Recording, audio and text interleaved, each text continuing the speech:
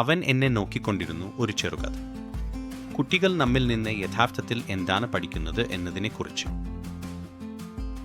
എല്ലാ ദിവസവും ഞാൻ എൻ്റെ മകനോട് പറഞ്ഞു, ക്ഷമയോടെ ഇരിക്കണം, എല്ലാവരെയും ബഹുമാനിക്കണം.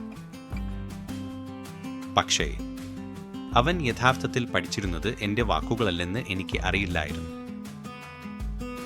ആ ശബ്ദവും ആ രീതിയും ആ പ്രതികരണവും അത് ഞാനായിരുന്നു.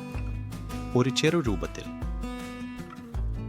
ഞാൻ അവനെ ബഹുമാനം പഠിപ്പിച്ചുകൊണ്ടിരുന്നു.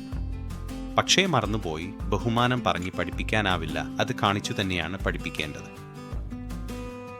അപ്പോൾ ഞാൻ മാറി. എനിക്ക് വേണ്ടി അല്ല, എന്നെ നോക്കുന്ന ആ കണ്ണുകൾക്ക് വേണ്ടി. കാരണം ഞാൻ തിരിച്ചറിഞ്ഞു, ചെറിയ കണ്ണുകൾ എപ്പോഴും നമ്മെ നോക്കിക്കൊണ്ടിരിക്കുന്നു. നമ്മൾ പറയുന്നതിൽ നിന്ന് അല്ല, നമ്മൾ ചെയ്യുന്നതിൽ നിന്നാണ് അവർ പഠിക്കുന്നത്. അന്നാണ് ഞാൻ മനസ്സിലാക്കിയത്, ഞാനായിരുന്നു അവൻ്റെ ആദ്യ അധ്യാപകൻ.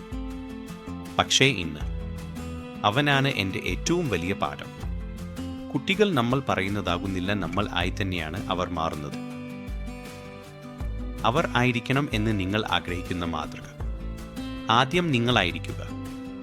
ഈ കഥ നിങ്ങളുടെ ഹൃദയത്തെ തൊട്ടിട്ടുണ്ടെങ്കിൽ ഒരു വാക്കെങ്കിലും കമൻറ്റിൽ എഴുതൂ. ഇഷ്ടമായെങ്കിൽ ലൈക്ക് ചെയ്യൂ.